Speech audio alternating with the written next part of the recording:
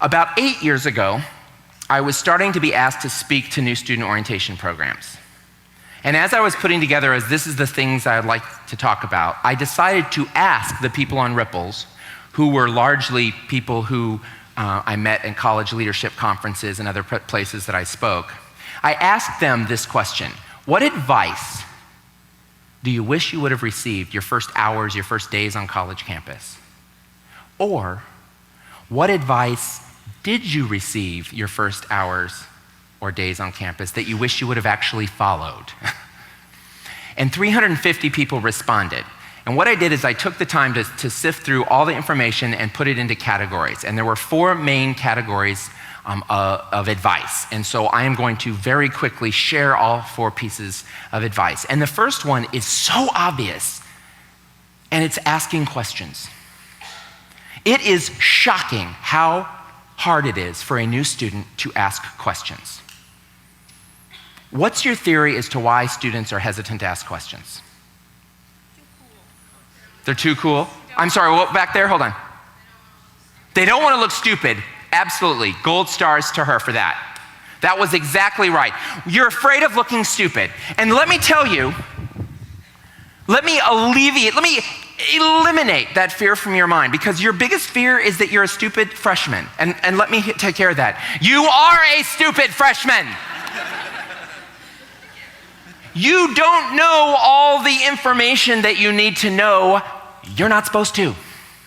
There is nothing wrong with being a stupid freshman. The danger zone is being a stupid sophomore.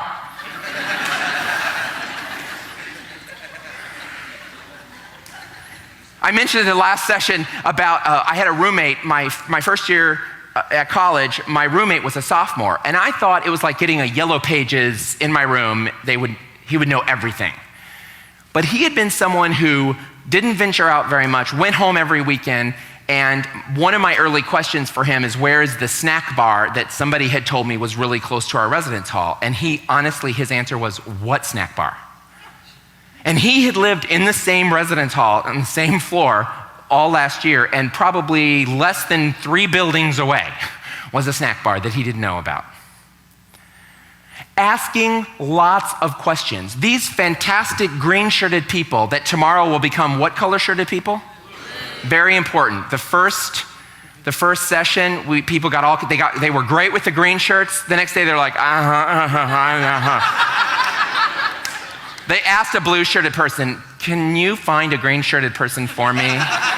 So we're like, oh, either they all need to transfer or we need to ramp up the educational process. So we provided you with the blue information. When you get to campus this fall, there are resident assistants, there are staff people, there are faculty people, there are all kinds of people who are expecting you to speak up. Parents, you are, as a group, pretty good at asking questions. And one of the things that we know, the last few years, we have seen a shift in parenting styles, and we are finding out that these precious, fantastic children that you are doing a great job raising, that you have wanted to make absolutely sure that they know how special that they are, how amazing they are, how talented they are, and you want to help them. And what we've discovered is that you are so good at helping them that along the way, some of them are not learning the problem-solving skills that we were kind of hoping that they'd pick up. And then comes along this amazing technology device that I refer to as a digital umbilical cord. When I was in college, we didn't have cell phones. All the phones had little cords attached to them.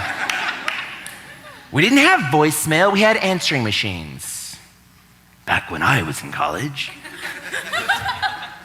If we made a list of all the ways that cell phones have improved communication between parent and child, in families, in communities, in our society, the list is long.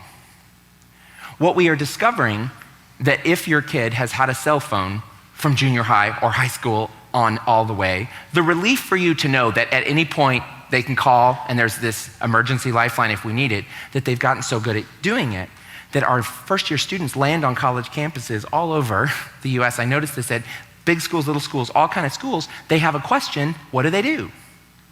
Mom!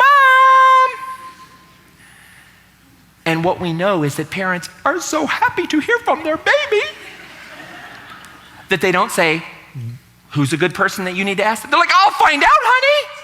You just wait right now. And then they hang up and they call someone and, my kid needs help.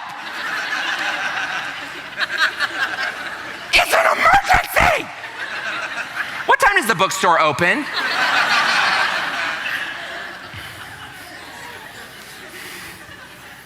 I'm exaggerating a little bit, but is it true?